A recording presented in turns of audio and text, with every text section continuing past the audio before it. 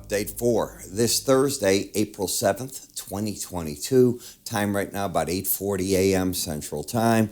It's 41 degrees, going to stay that way in Chicago. I bring it up because today baseball opens, the Cubs opener.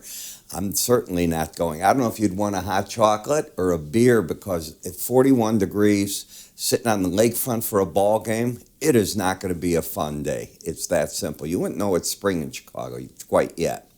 Now, we just saw some jobless numbers. I want to bring them up and come right back here. The numbers came in at 166. Now, that's a drop, a good-sized drop. The market was expecting the number to come in at 200,000. That is the lowest number since 1968. More important to me, even though you saw the continuing claims climb, and that's a surprise to me, but more important to me, it is the same as you giving the sign, go, go. Instead of going down to the yard lines, you're in a football game, you're telling the Fed, go with that hike. 50-point hike baked in, all right? What's the Fed looking at? The Fed's most likely saying, hey, if we have good jobs growth, we know that the hike in the rates could slow the economy down, but if the jobs stay strong and people stay fully employed, guess what? That can overcome that. Maybe we can engineer the soft landing.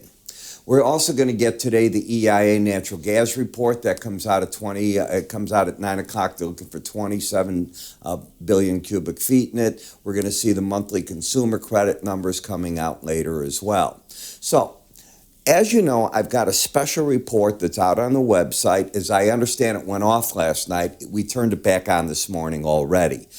It'll go through Friday. We used to do these for 3 days. This one's such an important report that I'm keeping it up for 5. And to make a long story short, this pullback that we had just recently in these markets, the S&P, seeing that the energy's pulled back and now they're starting to climb a little bit, the dollar and all the other noise we're getting, I still think that you can end up in the month of April, just the way we've done 15 years in a row, with the gain from literally wherever today's close is towards the end of the month. That's very typical.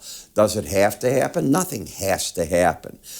In the month of April, 25 years in a row, forget the last 15 of the dates I just gave you, 25 years, 20 of those were gaining months. So that's what I'm looking for. Now, we have earnings season coming up. The banks are the first big performers. We've already seen Levi Strauss and some other companies coming out.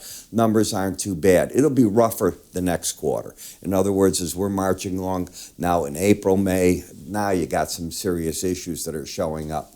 Bonds and notes under a bit of pressure today. Why? I'm telling you, as soon as you saw that number come out today, at least for me, that was just a bare go get 'em sign. Energy prices, Europe can talk all at once, but you're seeing cargoes being sent of Russian oil right now to India, Japan, Korea, and China. They're on their way. They should land any day. Wow. So you can see that, it's one thing to say we hate Russia, that we can't believe what they're doing, and there'll be a UN talk about that today to get them off the Human Rights Council. Takes 2/3 vote. We will see what happens. Russia said that anyone that does an abstention vote is an enemy of Russia. That's a pretty strong statement because you know that China wants to abstain. What do they do about that? I doubt that China's going to condemn them, and I don't think on the world stage they're going to vote for Russia. So who the heck knows where that goes? So again, I want to point out to you a couple of things. Watch this report that I've got. It's up here. It goes off tomorrow. You won't be able to see it again.